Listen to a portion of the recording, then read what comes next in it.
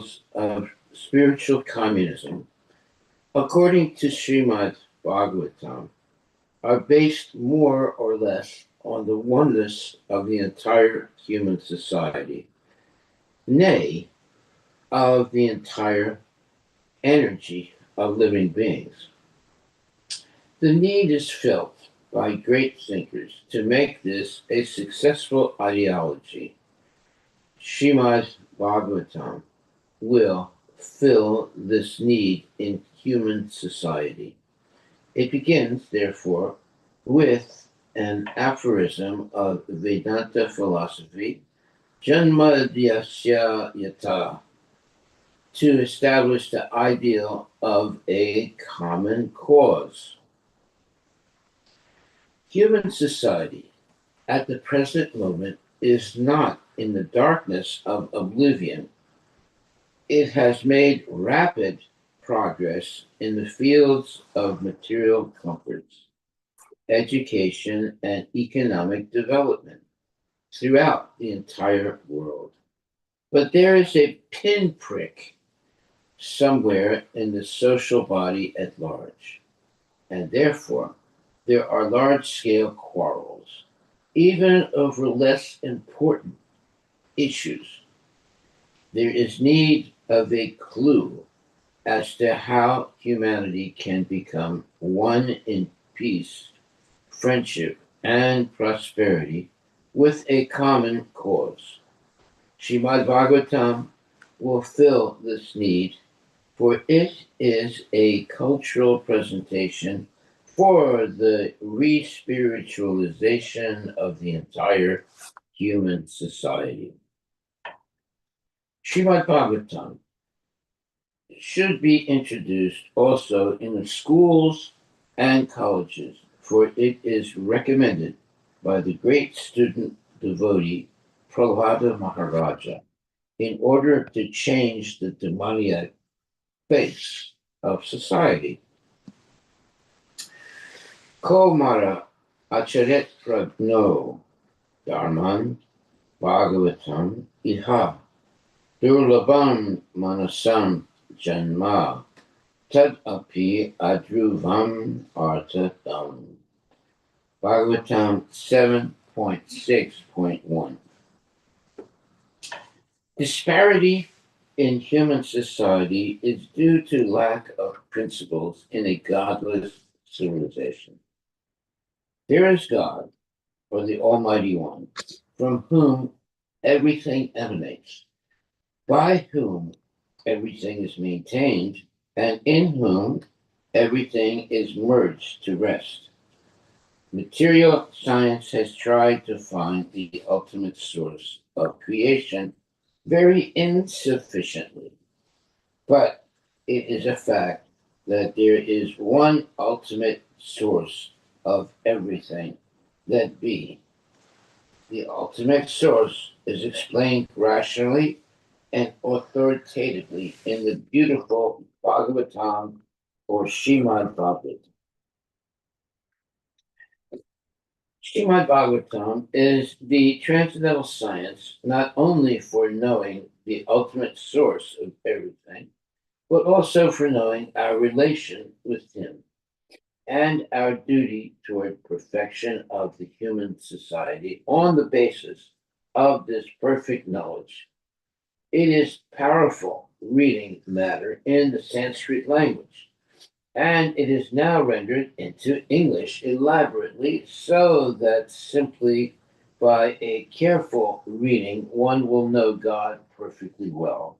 So much so that the reader will be sufficiently educated to defend himself from the onslaught of atheists. I like the way Prabhupada writes. Over and above this, the reader will be able to convert others to accepting God as a concrete principle.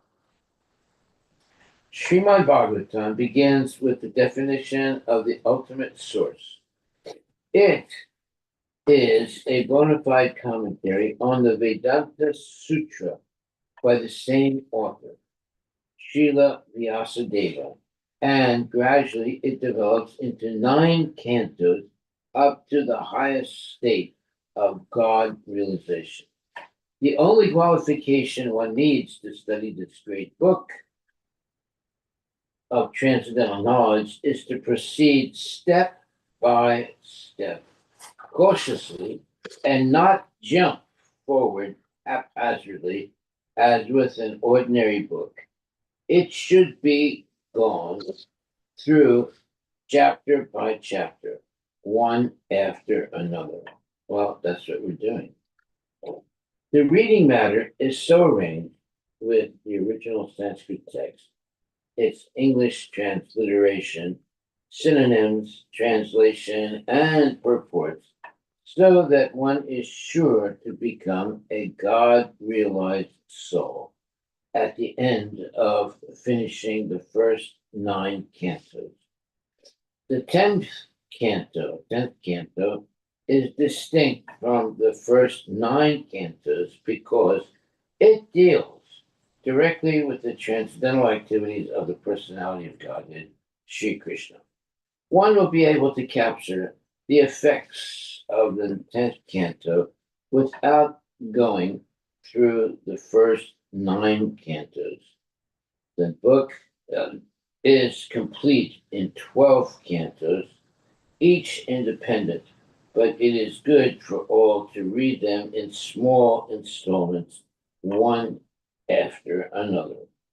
I must admit my frailties in presenting Srimad Bhagavatam, but still, I am hopeful of its good reception by the thinkers and leaders of society on the strength of the following statement of Srimad Bhagavatam 1.5.11 Tadbhag Visargo Janataga Viplavo Yasmin Bhakti Slokam Abadad Avati Api Namani Anatasya Yaso Nikitani Yach Shinvati Gayanti Grinanti Sadhava. On the other hand, that literature, which is full of descriptions of the transcendental glories of the name, fame, form, and pastimes of the unlimited Supreme Lord, is a transcendental creation meant for bringing about a revolution in the impious life of a misdirected civilization. Such transcendental literature, even though irregularly composed, is heard, sung, and accepted by purified men who are thoroughly honest. Om Tat Sat A.C. Bhakti Vedanta Swami. So that's a wonderful preface. And now we go to the introduction. This Bhagavata Purana is as brilliant as the sun, and it has arisen just after the departure of Lord Krishna to his own abode, accompanied by religion, knowledge, etc. Persons who have lost their vision due to the dense darkness of ignorance in the age of Kali shall get light from this Purana. Srimad Bhagavatam 1.3.43. The timeless wisdom of India is expressed in the Vedas, ancient scripture, and ancient Sanskrit texts that touch upon all fields of human knowledge. Originally persevered through oral tradition, the Vedas were first put into writing 5,000 years ago by Srila Vyasadeva, the literary incarnation of God. After compiling the Vedas, Vyasadeva set forth their essence in the aphorisms known as Vedanta Sutra. Srimad Bhagavatam, Bhagavata Purana, is Vyasadeva's commentary on his own Vedanta Sutras. It is written in the maturity of his spiritual life under the direction of Narada Muni, his spiritual master, referred to as the ripened fruit of the tree of Vedic literature. Srimad Bhagavatam is a most complete and authoritative exposition of Vedic knowledge. After compiling the Bhagavatam, Vyasadeva imparted the synopsis of it to his son, the sage Sukadeva Goswami. Sukadeva Goswami subsequently recited the entire Bhagavatam to Maharaja Parikshit in an assembly of learned saints on the bank of the Ganges at Hastinapura, near now Delhi. Maharaja Parikshit was the emperor of the world and was a great Rajarsi, saintly king. Having received a warning that he would die within a week, he renounced his entire kingdom and retired to the bank of the Ganges to fast until death and receive spiritual enlightenment. The Bhagavatam begins with Emperor Parikshit's sober inquiry to Sukadeva Goswami. You are the spiritual master of great saints and devotees. I am therefore begging you to show the way of perfection for all persons, and especially for one who is about to die. Please let me know what a man should hear, chant, remember, and worship, and also what he should not do. Please explain all this to me. Sukadeva Goswami's answer to this question and numerous other questions posed by Maharaj Parikshit concerning everything from the nature of the self to the origin of the universe held the assembled sages in rapt attention continuously for the 7 days leading up to the king's death. The sage Sutta Goswami, who was present in that assembly when Sukadeva Goswami first recited Srimad Bhagavatam, later repeated the Bhagavatam before a gathering of sages in the forest of Naimisharanya. Those sages concerned about the spiritual welfare of the people in general had gathered to perform a long, continuous chain of sacrifices to counteract the degrading influence of the incipient age of Kali. In response to the sages' request that he speak the essence of Vedic wisdom, Sutta Goswami repeated from memory the entire 18,000 verses of Srimad Bhagavatam as spoken by Sukadeva Goswami to Maharaj Parikshit.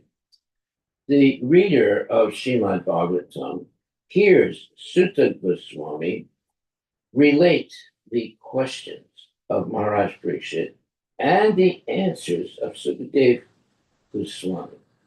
Also, Sutta Goswami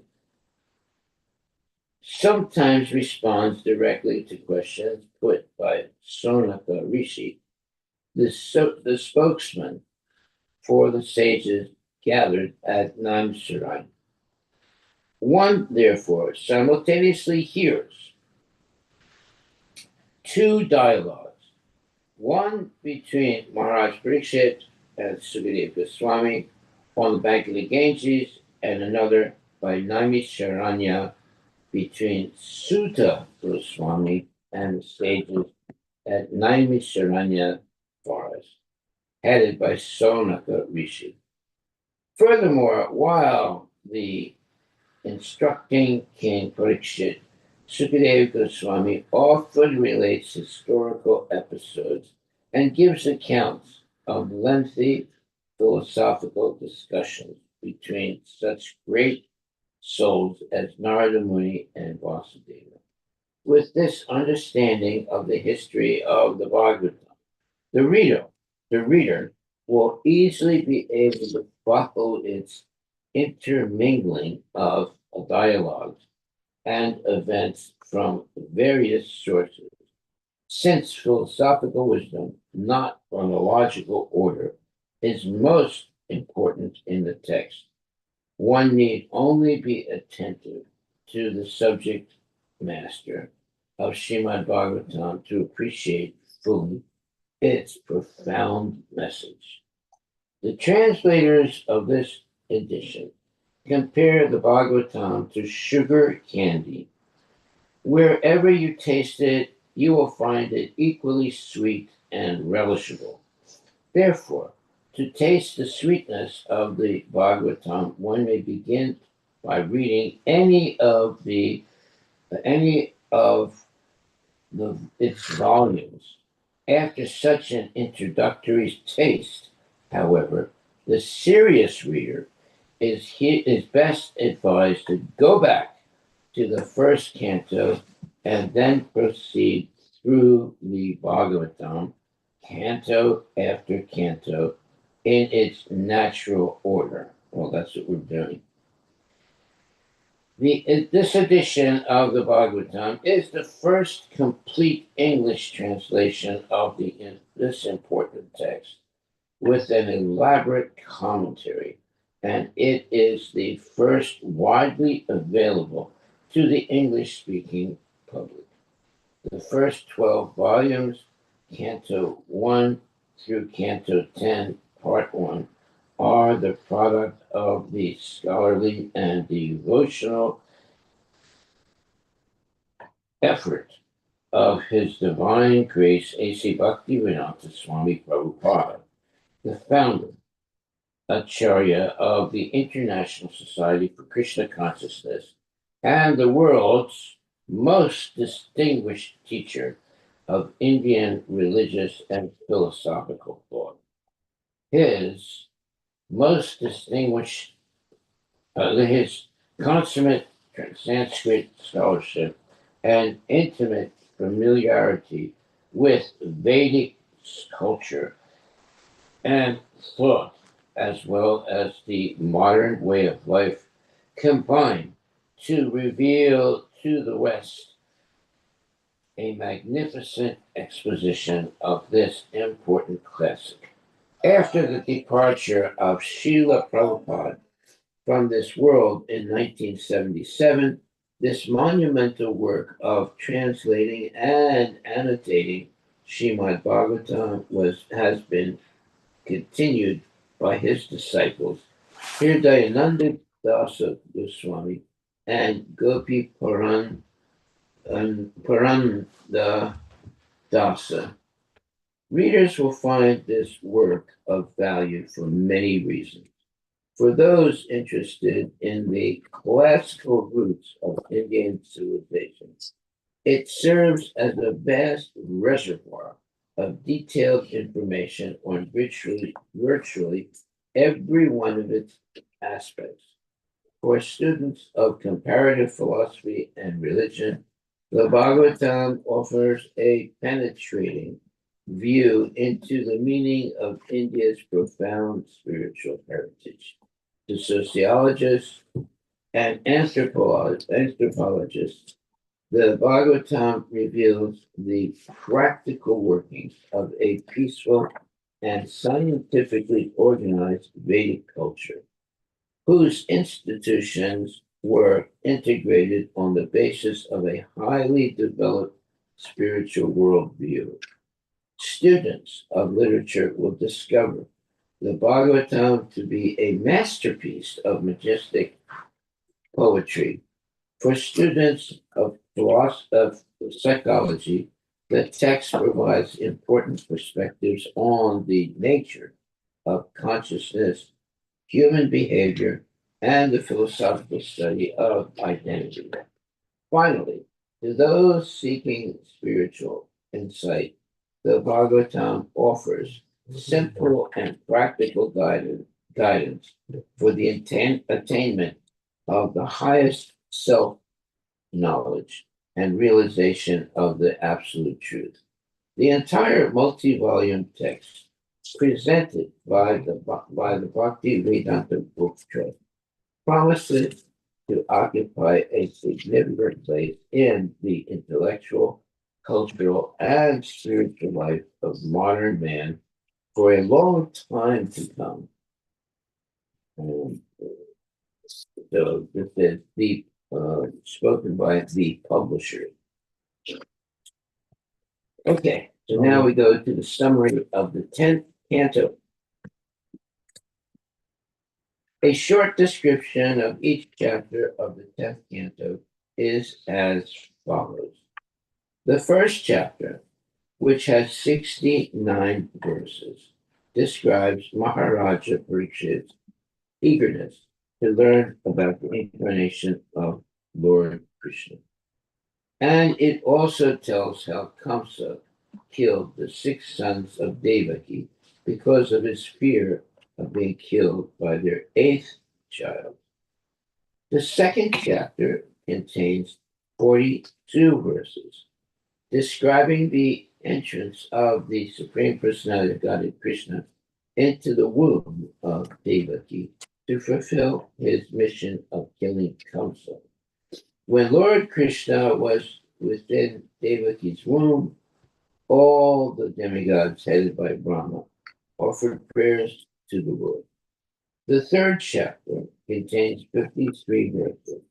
This chapter describes the appearance of Lord Krishna as he is, the Lord's father and mother, understanding the Lord's appearance offered prayers, fearing Kamsa.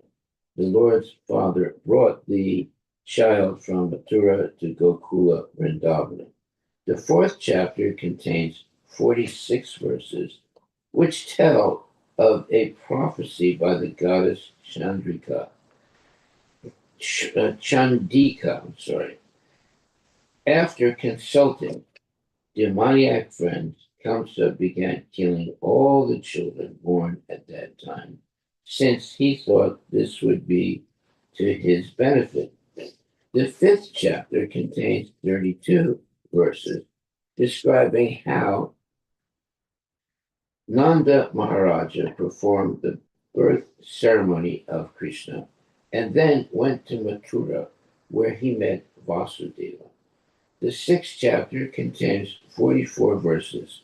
In this chapter, Nanda Maharaja, following the advice of his friend Vasudeva, returns to Gokula and on the way sees the dead body of the Putana demoness and is astonished at her having been killed by Krishna. The seventh chapter, which contains 37 verses, describes Maharaja Parikshit's enthusiasm to hear about the boyhood pastimes of Lord Krishna, who killed Sakatasura and Trinavartasura and showed within his mouth the entire cosmic manifestation. In the eighth chapter, there are 52 verses which describe Garga Munis performing the name-giving ceremony for Krishna and Balarama, and how Krishna and Balarama perform playful childish activities, crawling on the ground, trying to walk with their small legs, and stealing butter and breaking the pots. This chapter also describes the vision of the universal form. The ninth chapter, which has 23 verses, describes how Krishna disturbed his mother while she was churning butter. Because she left Krishna to see to the stove where the milk was boiling and did not allow him to suck her breast, Krishna was very angry and broke a pot of yogurt. To chastise her naughty child, Mother Yashoda wanted to bind him with rope, but every time she tried, she failed because of a shortage of rope. When the time came to knot it, in the 10th chapter, there are 43 verses. This chapter describes how Krishna, as Damodara, caused the twin Yamala Arjuna trees to fall, and how the two demigods within the trees were delivered by the mercy of Krishna. In the 11th chapter, there are 59 verses. This chapter describes how Nanda Maharaja released Krishna from the ropes, how Krishna showed his mercy to a fruit seller while exchanging grains for fruit, and how Nanda Maharaja and others decided to leave Gokula for Vrindavana, where Krishna killed Vatsasura and Bakasura. Chapter 12 contains 44 verses describing Krishna's pastimes with the cowherd boys in the forest and the killing of the demon named Agasura. Chapter 13 contains 64 verses describing how Brahma stole Krishna's calves and his friends, the cowherd boys. Krishna expanded his pastimes for 1 year, representing himself as the calves and the boys in forms exactly like their own. In this way, he bewildered Brahma, who at last surrendered when his illusion was over. 14th chapter contains 61 verses. In this chapter, Brahma offers prayers to Krishna after fully understanding him to be the Supreme Personality of Godhead. The 15th chapter contains 52 verses. This chapter describes how Krishna entered Talavana forest with Balarama, how Balarama killed Devasura, and how Krishna protected the cowherd boys and cows from the poisonous effects of Kaliya. The 16th chapter contains 67 verses. This chapter describes the chastisement of Kaliya by Krishna, and it also describes the prayers offered by Kaliya's wife. In the 17th chapter, there are 25 verses. This chapter describes why Kaliya entered the river Yamuna after leaving his home, Nagalaya, one of the Dvipas, which, according to some which, according to some, corresponds to the Fiji Islands. This chapter also describes how Garuda was cursed by Sobari Rishi, how the cowherd boys, Krishna's friends, were enlivened when Krishna emerged from the Yamuna, and how Krishna stopped the forest fire and saved the sleeping inhabitants of Raja. The 18th chapter contains 32 verses giving a description of Krishna and Balaram, their picnics within the forest, the climate of Vrindavana in the summer and the spring, and Lord Balarama's killing of Pralambasura. Chapter 19 contains 16 verses describing Krishna's entering the forest known as Manjaranya, saving the cowherd boys and cows from the forest fire and bringing them to Bandiravana. Chapter 20 contains 49 verses. This chapter describes the enjoyment of Balarama and Krishna in the forest with the cowherd boys during the rainy season, and it gives various instructions through analogies, concerning the rainy season and autumn. Chapter 21 contains 20 verses describing how Krishna entered the forest of Vrindavana in the autumn, playing his flute, and how he attracted the gopis who were singing his glories. The 22nd chapter contains 38 verses describing how the gopis prayed to the goddess Katyayani to obtain Krishna as their husband, and how Krishna later stole the garments of the gopis while the gopis were bathing in the Yamuna. The 23rd chapter contains 52 verses describing how the cowherd boys, being very hungry, followed Krishna's directions by begging some food for him and themselves from the brahmanas engaged in performing yajna.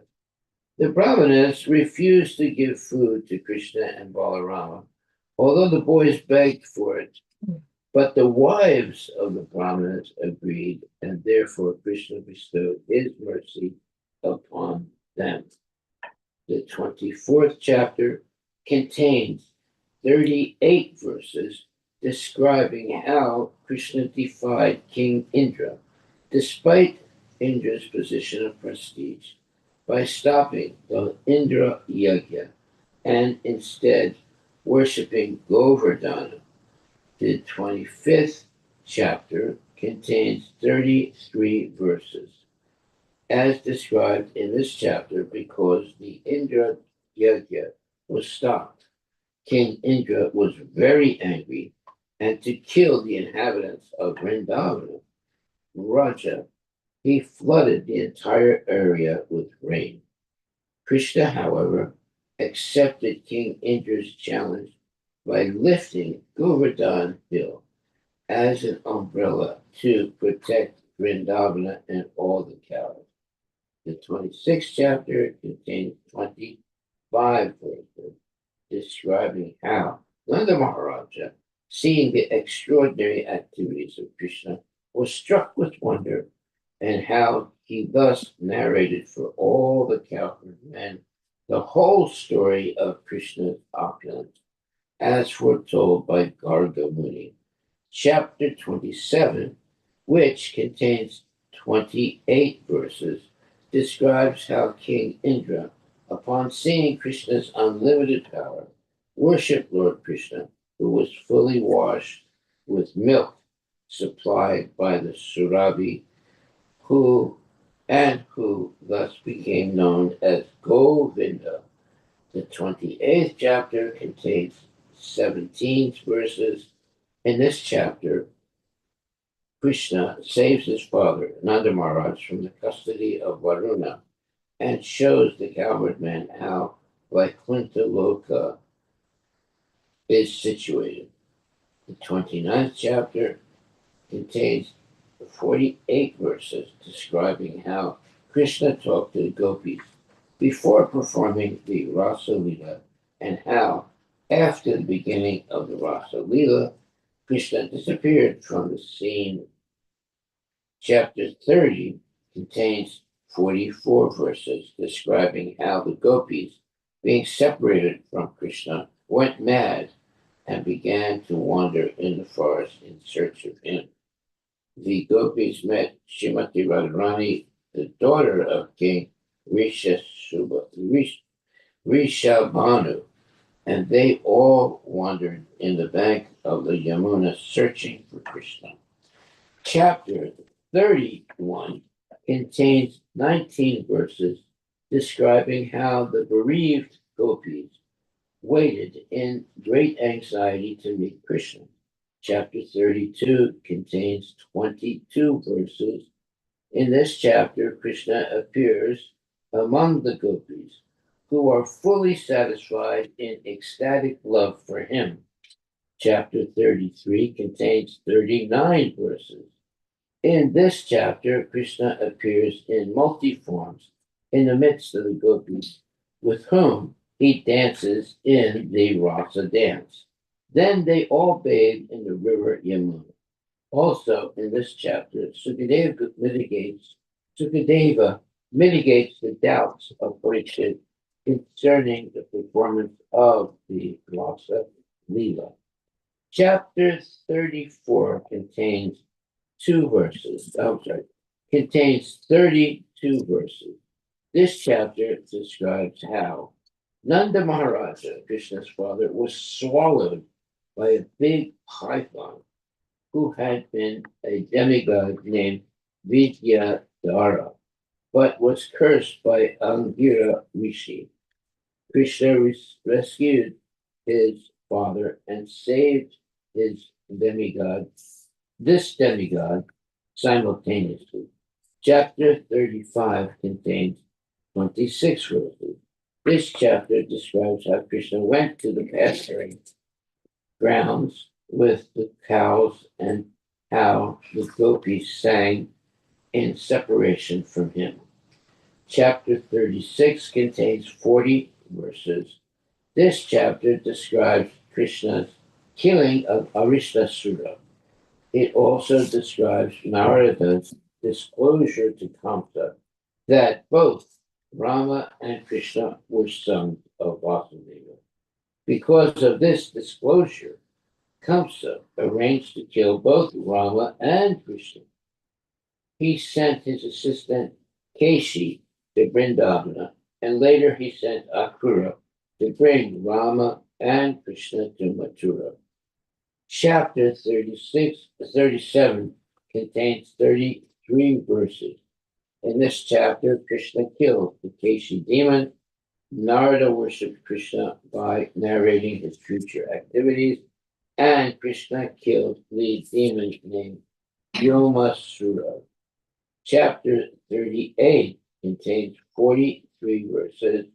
This chapter describes how Akrura went to Vrindavana and how he was received by Rama, Krishna, and Nanda Maharaja. Chapter 39 contains 57 verses. This chapter describes how Rama and Krishna, having been invited by Kamsa, started for Mathura. While they were ready, uh, while they were ready on the chariot, the gopis began to cry, and Krishna sent his messenger to pacify them. Thus, he was able to travel toward Mathura. On the way, Akura was shown the entire Vishnu Loka within the water of the Yamuna. Chapter 40 contains 30 verses in which the prayers of Akura are described. Chapter 41, which contains 52 verses, describes the entrance of Rama and Krishna into the city of Mathura, where the ladies were very jubilant to see these two brothers. Krishna killed a washerman, glorified Sudama, and gave Sudama his benediction. Chapter 42, which contains 38 verses, describes how Krishna delivered Kubja and how he broke 39 verses. Uh, I'm sorry, I'll look again. Chapter 40 contains 30 verses in which the prayers of Akura are described. Chapter 41, which contains 52 verses, describes the entrance of Rama and Krishna into the city of Mathura, where the ladies were very jubilant to see these two brothers. Krishna killed a washerman, glorified Sudama, and gave Sudama his benediction. Chapter 42, which contains 38 verses, describes how Krishna delivered Kubja and how he broke Kamsa's gigantic bow and killed its caretakers. Thus Kamsa and Krishna met. Chapter 43 contains 40 verses outside the sporting arena of Kamsa. Krishna killed an elephant named Kuvalyapita. Then he entered the arena and spoke with Shanura, chapter 44, which contains 51 verses, describes how Krishna and Balarama killed the wrestlers named Shanura and Mustika, and thereafter killed Kamsa and his 8 brothers. Krishna, however, pacified Kamsa's wives and his own father and mother, Vasudeva and Devaki. Chapter 45 contains 50 verses. This chapter describes how Krishna pacified his father and mother and celebrated the enthronement of his grandfather Ugrasena. After promising the inhabitants of Vrindavana that he would return very soon, Krishna underwent ritualistic ceremonies as a Kshatriya.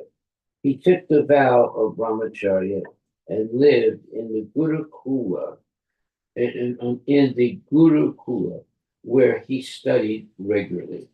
By killing the demon named Panchajana, he received a conch shell named Panchajanya.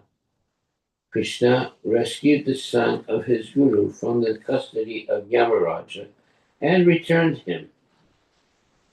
After thus offering Guru Dakshina to repay his teacher, Lord Krishna returned to Mathura Puri. Chapter 46 contains 49 verses.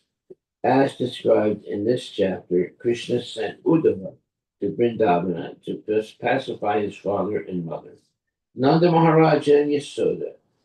Chapter 47 contains 69 verses describing how Uddhava, following Krishna's order, went to pacify the gopis and then returned to Mathura.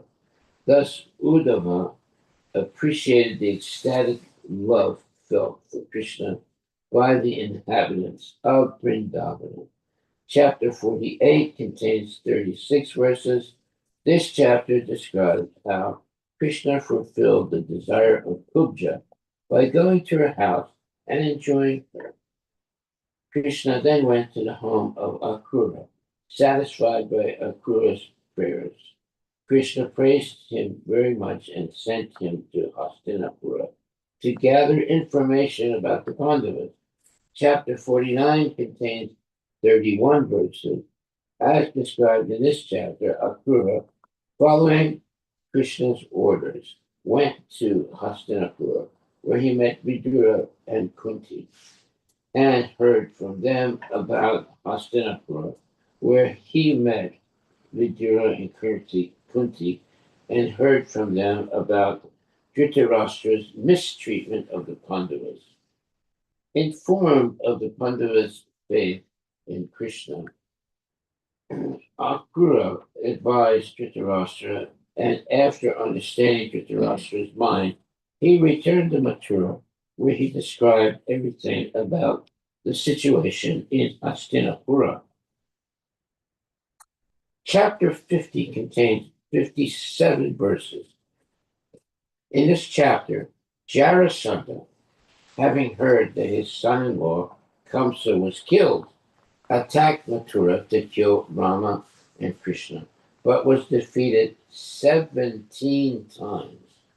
When Jarasandha was about to attack for the 18th time, Kala Yavana, having been advised by Narada, also attacked Mathura. Thus, the Yadava dynasty entered a fort in the midst of the water and lived there by mystic power. After giving full protection to the Yadava dynasty and conferring with Lord Baladeva, Lord Krishna emerged from Dwarka. Chapter 51, which contains 63 verses, describes how Muchakunda killed Kala Yavana simply by glancing upon him. Wow. Chapter 52 contains 44 verses. In this chapter, Muchakunda offers prayers to Krishna, and then Krishna kills all the soldiers of Kala Yavana and returns to Dwarka with their booty. When Jarasandha attacked Mathura again. Rama and Krishna, as if afraid of him, fled to the top of a mountain, to which Jarasandha then set fire. Unseen by Jarasandha, Krishna and Balaram jumped from the mountain and entered Dwarka, which was surrounded by the sea. Jarasandha, thinking that Krishna and Balarama had been killed, returned with his soldiers to his country, and Krishna continued to live in Dwarka. Rukmini, the daughter of Vidarbha, was very much attracted to Krishna, and she sent Krishna a letter through a Brahmana. Chapter 53 contains 57 verses. Following Rukmini's request, Krishna went to the city of Vidarbha and kidnapped her in the presence of such enemies as Jarasandha. Chapter 54 contains 60 verses. As described in this chapter, Krishna defeated all the opposing princes and disfigured Rukmini's brother Rukmi. Then Krishna returned with Rukmini to Dwarka, where they were united in a regular marriage. Rukmi, however, remained in a place known as Bojakata, being angry at his brother-in-law. Krishna, uh, I'm sorry, uh, Krishna, oh, chapter 55, containing 40 verses, describes the birth of Pradyumna and how Pradyumna was kidnapped by Sambarasura, and how Pradyumna later killed Sambarasura and returned to Dwarka with his wife Rati Devi. Chapter 56 contains 45 verses, as described in this chapter. King Satrajit, by the mercy of the sun god, received a jewel called Syamantaka. Later, when this jewel was stolen, Satrajit unnecessarily became doubtful of Krishna. But Krishna, to vindicate his position, retrieved the jewel along with the daughter of Jambavan.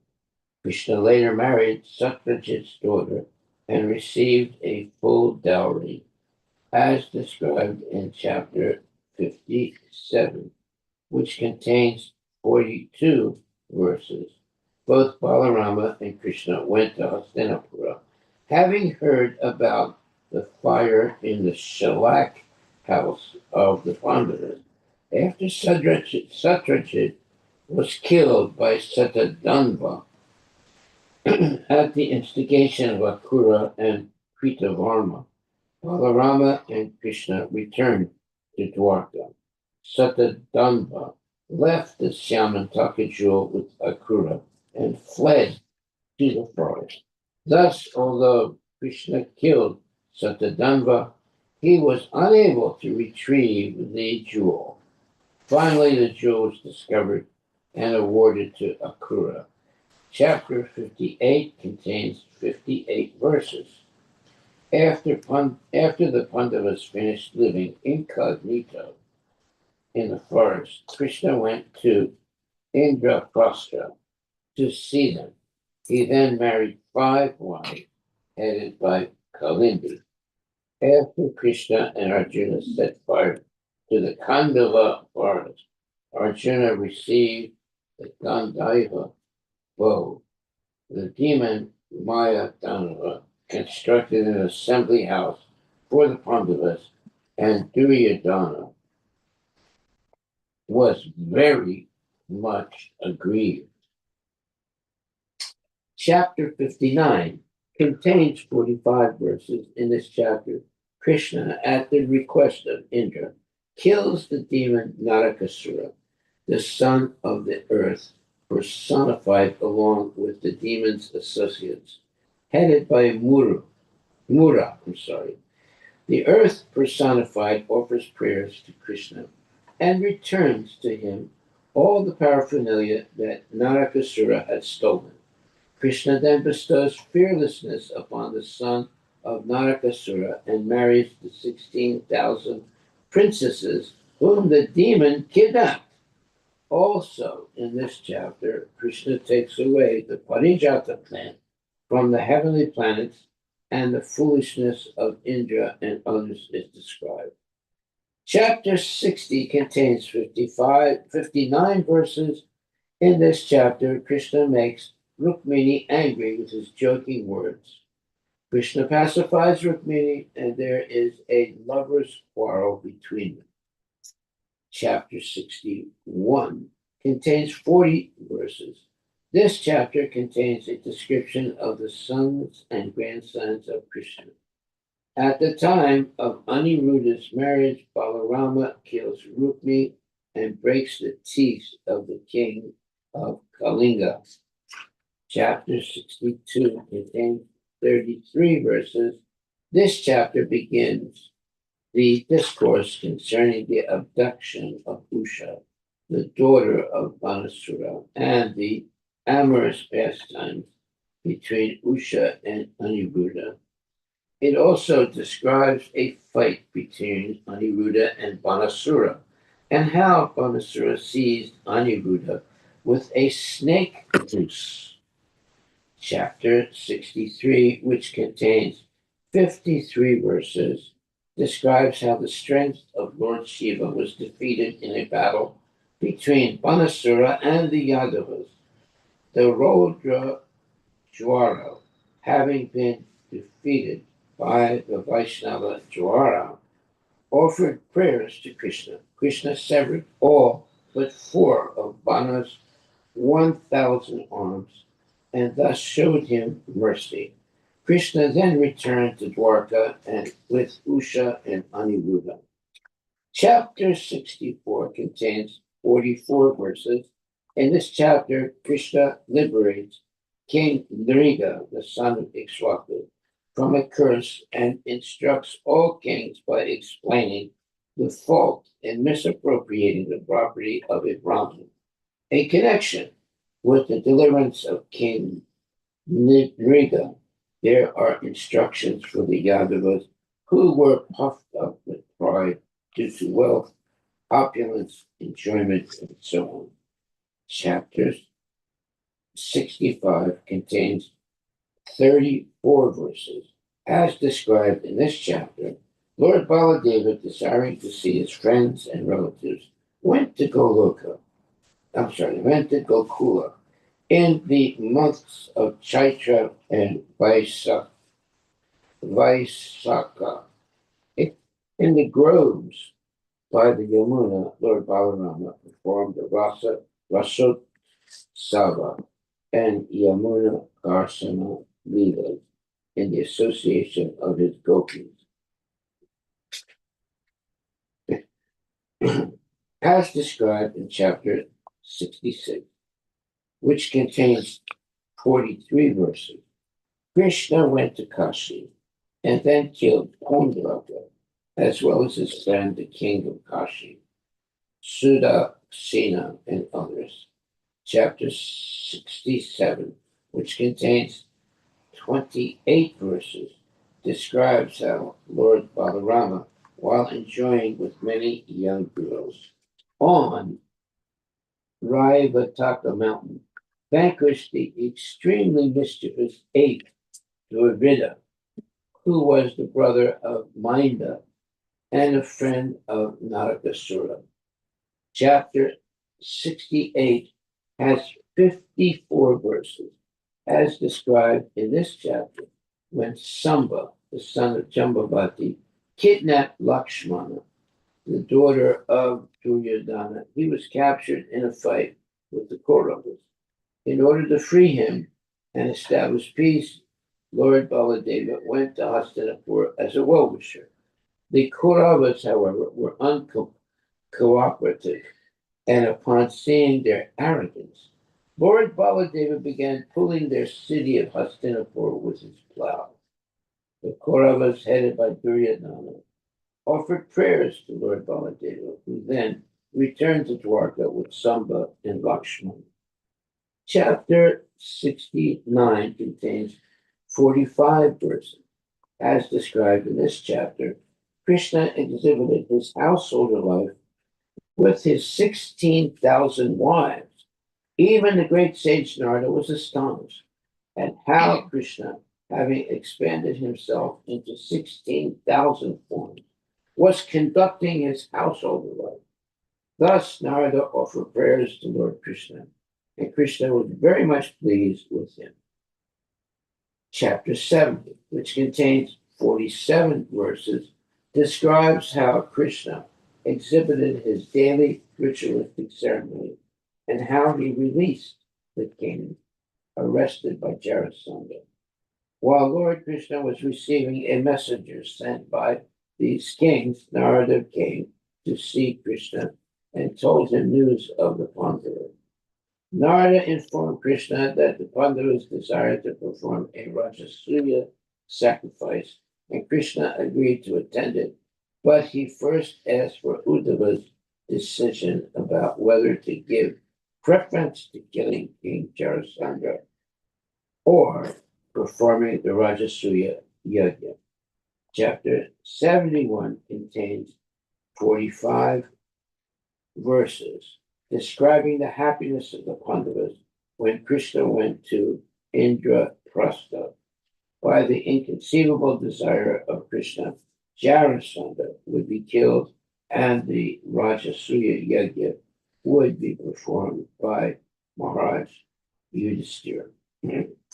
Chapter 72 contains 46 verses. By agreeing to perform the Rajasuya Yajna, Krishna gave Maharaj Yudhishthira great pleasure.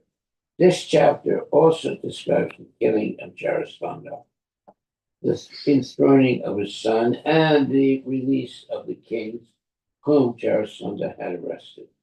Chapter 73 contains 35 verses. After Lord Krishna released the kings and restored their royal power, he was worshipped by Sahadeva, the son of Jarasandha. And then he returned to Indraprastha with Bhima and Arjuna. Chapter 74 contains 54 verses. Maharaja Yudhishthira offered prayers to Krishna and offered him the first worship in the Rajasuya Yajna. To honor the Lord in this way is the foremost duty of every man. But this was intolerable to Sisupala, the king of Chedi. Sisupala began to blaspheme Krishna, who thus served the king's head, who thus severed the king's head from his body and awarded him the salvation called Sarupya Mukti. After the conclusion of the Rajasuya sacrifice, Krishna returned to Dwarka with his queens. Chapter 75 contains 40 verses. As described in this chapter, Maharaja Yudhishthira, after Rajasuya Yajna, performed the final ritualistic bathing ceremonies. Duryodhana was bewildered in the palace, instructed by Mayadanava, and thus felt insulted. Chapter 76 contains 33 verses describing how Salva, one of the kings of Krishna, defeated when he kidnapped Rukmini, decided to rid the entire world of the Yadavas. To defeat the Yadavas, Salva worshipped Lord Shiva, who rewarded him with an aerial car named Shobha. When Salva fought with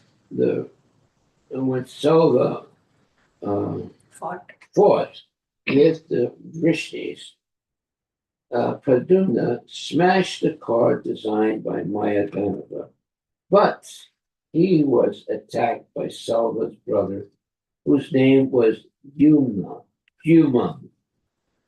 Beaten unconscious by Duman's club, Pradumna was carried some distance away from the war field by his charioteer. But later he lamented having been removed from the battlefield. Chapter 77 contains 37 verses in this chapter. Pradyumna recovers from his injuries and begins fighting with Salva. When Krishna returned to Dwarka from Indraprastha, he immediately went to the battlefield where Salva and Pradyumna were fighting. There he killed Salva, although Salva was powerfully equipped with illusory weapons. Chapter 78 contains 40 verses. As described in this chapter, a friend of Salva's named Dantavakra and Dantavakra's brother Viduratha were killed by Sri Krishna. Instead of taking part in the fighting between the Kauravas and the Pandavas, Baladeva, who had been staying in Dwarkapuri, went touring holy places. Because of the misbehavior of Ramaharsana, Baladeva killed him at Naimisharanya and appointed his son Ugrasrava, Sutta Goswami, the speaker of Srimad Bhagavatam, to continue the discourse on the Puranas. Chapter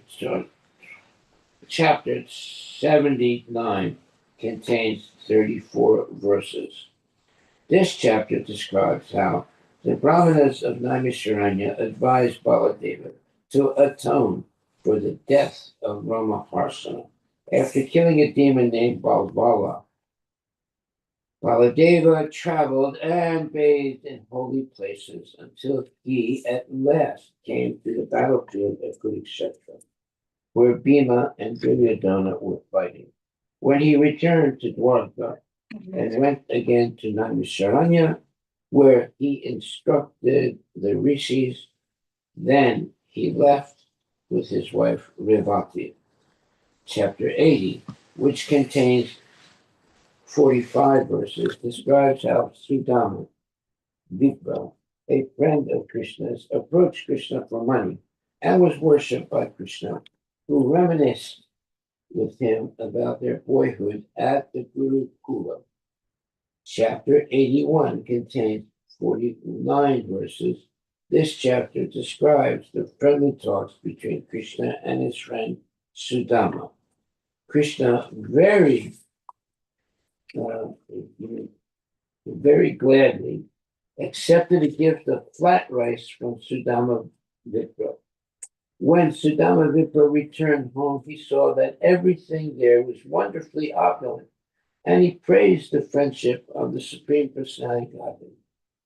With the gifts of the Lord, he enjoyed material opulence, and later he was promoted back home, back to Godhead. Chapter 82 contains 48 verses. This chapter describes how the Yadavas went to Kurukshetra because of a solar eclipse and how other kings spoke to them of Krishna. At this meeting, Krishna satisfied Nanda Maharaja and the residents of Vrindavana who had also come there. Chapter 83 contained 43 verses describing how the women assembled at Kurukshetra engaged in topics of Sri Krishna and how Draupadi asked all Krishna's queens about how they had married him. Chapter 84 contains 71 verses as described in this chapter. When great sages went to see Krishna at Kurukshetra, Krishna took this opportunity to praise them because Vasudeva desired to perform a great sacrifice on this occasion. The sages advised him regarding worship of Krishna, the Supreme Personality of Godhead. After the yajna was performed, all who were present dispersed to their respective abodes. Chapter 85 contains 59 verses at the request of his father and mother. Krishna, by his mercy, returned their dead sons, all of whom were liberated. Chapter 86 contains 59 verses. This chapter describes how Arjuna kidnapped Subhadra with a great fight. It also describes how Krishna went to Mithila to favor his devotee Balu Basva and stay at the house of Shruta Deva and advise them about the spiritual advancement. About spiritual advancement. Chapter 87 contains 50 verses describing the prayers offered by Narayana by the Vedas. Chapter 88 contains 40 verses. This chapter describes how Vaishnavas become transcendental by worshiping Lord Vishnu and then return home back to Godhead. By worship of demigods, one may get material power, but this chapter describes how an ordinary living being in the material world can be favored by Lord Shri Krishna, and it establishes Lord Vishnu's supremacy above Lord Brahma and Lord Shiva. Chapter 89 contains 65 verses disclosing who is the best among the material deities. Although Vishnu is among the three deities, Brahma, Vishnu, and Maheshwara, he is transcendental and supreme. In this chapter, we also find a description of how Krishna and Arjuna went to Mahakala Pura to deliver the son of a Dwarka Brahmana and how Arjuna was astonished. Chapter 90 contains 50 verses. This chapter summarizes Krishna's Leela and presents the logic of Madhurena Samagayat, establishing that everything ends well in transcendental bliss.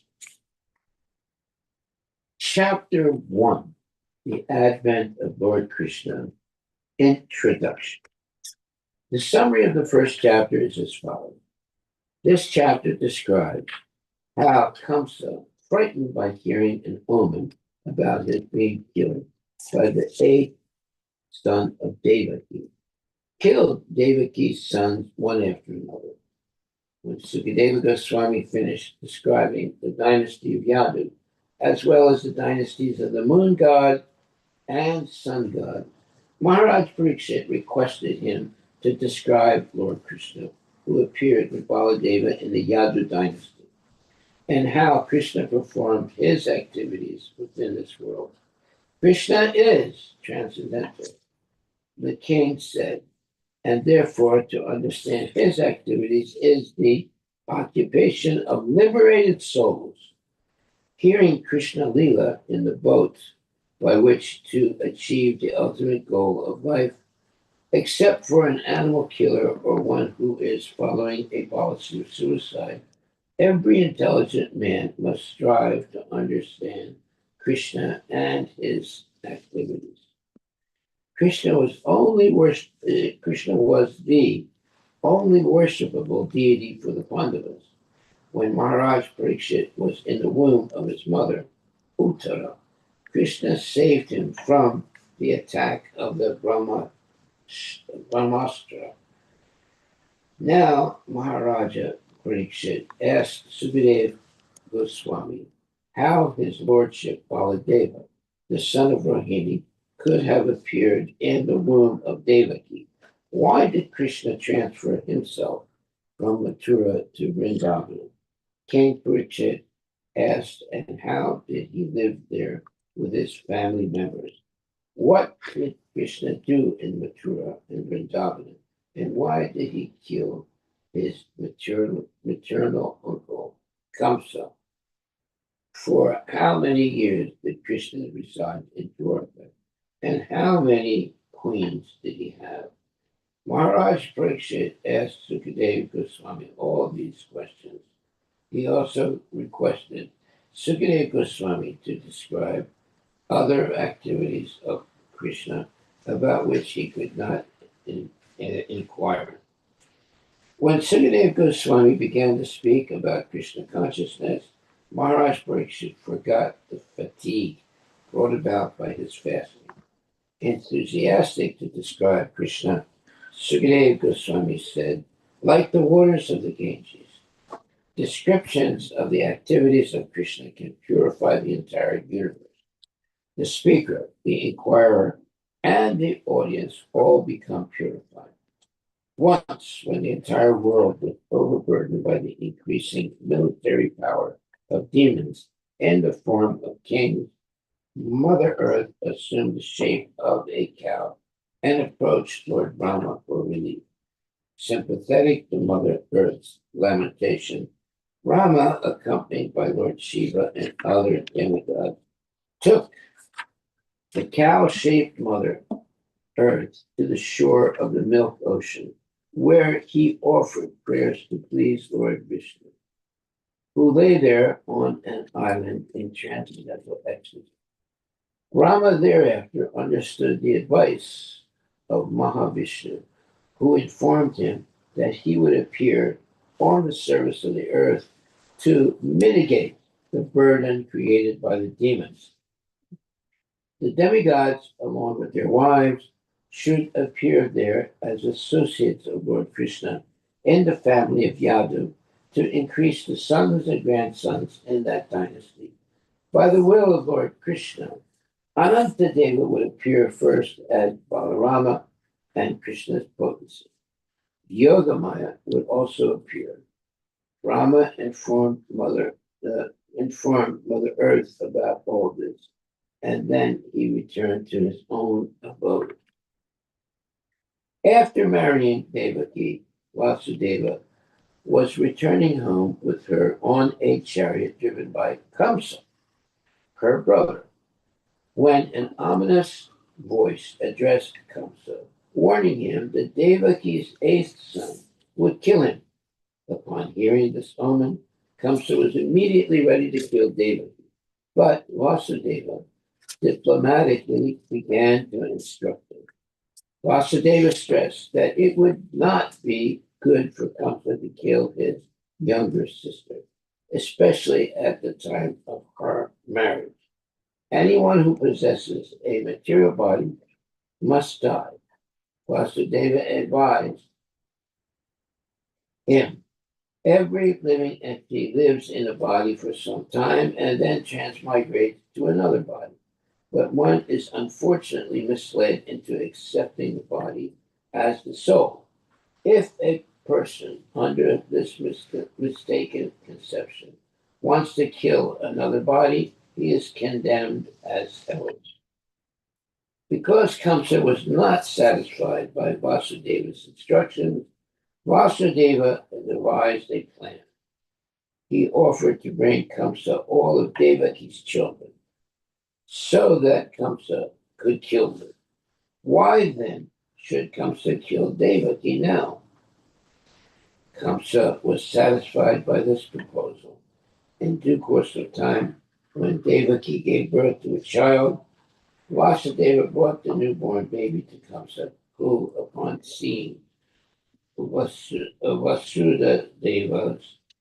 magnanimity, was struck with wonder.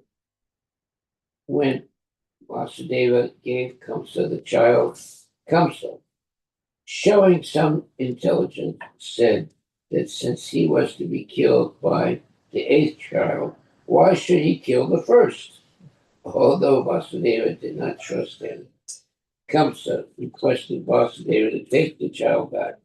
Later, however, after Narada approached Kamsa and disclosed to him that the demigods were appearing in the Yadu and Vrishni dynasty and conspiring to kill him, Kamsa decided to kill all the children born in these families. And he also decided that any child born from the womb of Devaki must be killed. Thus, he arrested and imprisoned both Devaki and Vasudeva and killed 6 of their sons, one after another. Narada had also informed Kamsa that in his previous birth, Kamsa was Kalanemi, a demon killed by Vishnu. Consequently, Kamsa became a great enemy to all the descendants of the Yadu Vamsa and Yadu dynasty. He even arrested and imprisoned his own father, Ugrasena, for Kamsa wanted to enjoy the kingdom alone. Krishna, who has threefold pastime, the Raja Lila, Mathura Lila, and Dwarka Lila, as already mentioned in the 10th canto of Srimad Bhagavatam, there is 90 chapters which describe all these Leelas. The first 4 chapters describe the appearance of the Supreme Personality of Godhead. Chapters 5 through 39 recount Krishna's pastimes in Vrindavan. The 40th chapter describes how Krishna enjoyed in the water of the Yamuna and how Akrura offered prayers. Chapter 41 through 51, 11 chapters tell of Krishna's pastimes in Mathura, and chapters 52 through 93 through 90. 39 chapters. 39 chapters relate Krishna's pastimes in Dwarka. Chapters 29 through 33 describe Krishna's dancing with the gopis, known as the Rasa Leela. Therefore, these 5 chapters are known as Rasa Panchadhyaya. The 47th chapter of the 10th canto is a description known as the Brahmara Gita. Brahmara Gita. Huh? Brahmara Gita. Yeah. Yeah. Okay, so now we go to text number 1. So do we want to continue? What Maharaj? time is it? It's 8. 8 o'clock. It felt like a breeze. It's overtime. So we'll stop there and start with text 1 tomorrow. Right. Hare Krishna, Hare Krishna, Krishna Krishna, Hare Hare, Hare Ram, Ram Ram, Hare Hare. Prabhupada ki jai. Very exciting. Very exciting to see the beginning of 10th canto. I mean, you read for almost an hour and a half and it felt like we can continue. All right. Any questions, comments? Hare Krishna Maharaj. Yes. Maharaj, all chapters of the 10th canto, it looks like they're not sequential, right, Maharaj? They're not what? Sequential. Yes. Yeah, because they Yeah. describe different parts in different chapters. Yes. That's normal.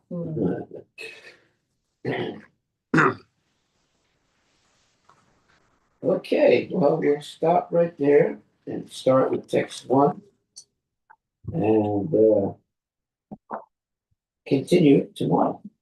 Hari. All First to Srila Prabhupada. Hare Krishna, Krishna, Krishna Krishna, Hare Hare. Hare Ram, Ram Ram, Hare Hare.